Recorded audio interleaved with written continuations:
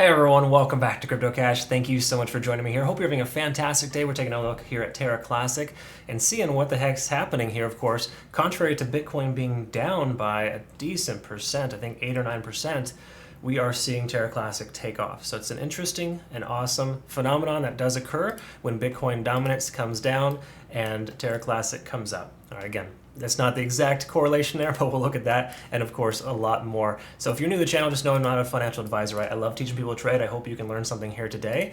And my goal is to help you become a better trader. And if you want that for yourself, just go ahead and go to the website down below, CryptoCache.tech, to essentially register as a community member where we all learn and grow together. I have a trading academy, community, and signal group. Fantastic stuff. I'm able to share my trades with my community. We took some nice longs last night, and of course, I slept through the short positions this morning.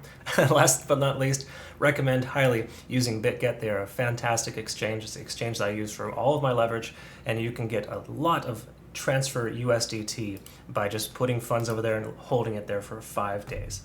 It's a really awesome situation. Check that out in your own time. Now, with Terra Classic, here's kind of the bottom line. Straightforward and simple approach. It bounced off of roughly the key level support that I identified yesterday. So again, I was expecting a bounce off 28,000. It bounced somewhere in the range of about 29,000. That's all well and good. It's actually better it didn't come down that low unless you had a limit order at 28. Unfortunately, that might not have gotten filled. But the good news is we got that nice bounce, which is why I said yesterday, do not sell. It's important to not have sold in this case because it still has a lot of momentum and we're still looking pretty decent in the overall sense of things. And I'll explain why. Let's take a look here at the RSI. We saw a nice little bounce off 50 on the RSI. I expected the price to bounce off 50. In fact, it didn't quite hit 50, but it came really close. And oftentimes that's based on a key level support on Fibonacci and or previous resistance levels. Surprise, this was a previous resistance level, and in turn we saw a nice little bounce off that area, okay? So awesome stuff there in that sense. We've also got a MACD potential bounce. It did look like it wants to diverge, and it could still do that, but it doesn't necessarily mean that the sky is going to fall, right? It's one of those things where the situation is still positive in the overall sense of things. Keep in mind, we might be range bound here for a little while, depending on what happens in the market. Again, if Bitcoin has a fantastic recovery from the CPI data being terrible, 8.3% I think it was, which it was expected to be 8.1, which is exactly why we saw Bitcoin do this. We're going to expect Terra Classic to continue to do average or well. Sorry, not average per se. It's going to do well in a lot of different ways, depending on what direction you take it, right? But generally speaking, right now we're on the uptrend, and essentially we could see a rejection off this previous ascending type of trend. It happens quite frequently when the price action gets rejected off of a previous support level, and that is previous support, right? So anyways, we'll bridge that gap when we get there, but for now, look at this here. We got 50 on the RSI, working as a potential resistance, and the same thing occurring here as well with 40,000. So we could see 40,000 and 50 on the RSI essentially holding as that situation there, right? So in that sense, if we see the MACD converging here, this is a very positive sign. We could very well anticipate the price action going higher because of that, right?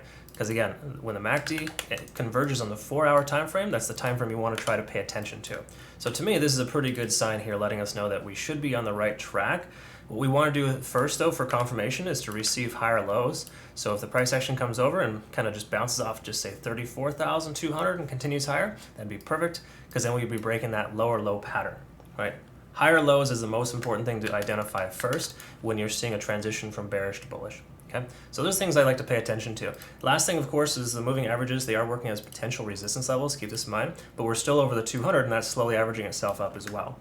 So mostly positive there, except for the fact that we could see slight resistance based on that factor alone. Taking a look at TD sequential, we can see here, of course, that we came down to a 7, got a little bit of a reset. We were previously at a 9 and another 9 as well. So it did overexhaust itself to the downside, and now it makes sense that the price is trying to recover. Okay, so excellent stuff there in that regard. Last thing we want to take a look at is the cloud.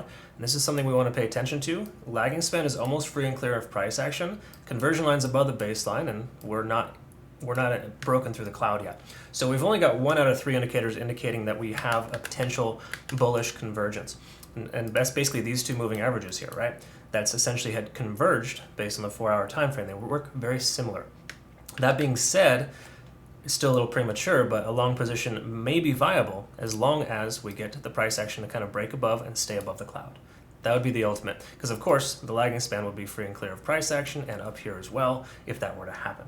Okay, so again, it's just we're not quite there yet, but I would recommend that you consider maybe adding to your position if you hadn't already, just based on the overall sense of things, because again, we're looking more positive than negative here.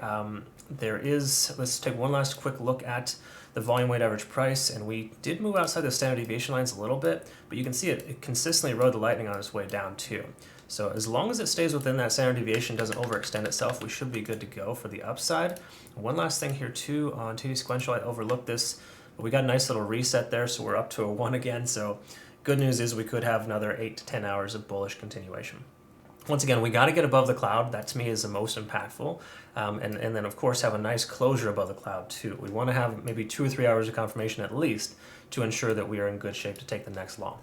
Right, that's essentially what we're looking for here. So for Terra Classic, it's looking good. It's doing exactly what I'm expecting it to do, both to the upside and to the downside.